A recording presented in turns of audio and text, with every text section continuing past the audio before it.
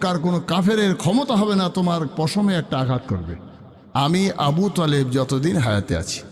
এত বড় দায়িত্ব নিয়ে বিশ্ব নবীকে যখন আবু তালেব এই আশ্বাস দিলেন, হুজুর তখন জওয়ান যুবক ছেলেদেরকে ডেকে সমাজের দুরবস্থাকে কাটিয়ে তুলবার জন্য একটা সংগঠন তৈরি করলেন, যেটা একার দ্বারা সম্ভব নয়। তাই অনেক ছেলেদেরকে নিয়ে একটা সংগঠন করলেন। সেই সংগঠনের নাম হলো হেল্পফুল ফুজুল, অর্থাৎ নির্যাতিত, নিষ্পেষিত, গরিব, অসহায়, দুস্থ এবং নির্যাতিতা নারী সেই সমস্ত অরাজকতা থেকে মুক্ত করে সমাজে অনেক সুন্দর সুব্যবস্থা করে অসহায় মানুষের পাশে দাঁড়ানোর জন্যে একদল ছেলেদেরকে নিয়ে, জওয়ান যুবক ছেলেদেরকে নিয়ে একটা সংগঠন করলেন। সেই সংগঠনের নাম দিলেন হেল্পফুল ফুজুল। তাদের যে কাজ, সেই কাজটা আজকের দিনের সমাজের একদল জওয়ান যুবক ছেলেদের যদি করতো, ক্লাবের ভিতরে ক্যারাম বোর্ড নিয়ে আর একটা টিভি নিয়ে আড্ডা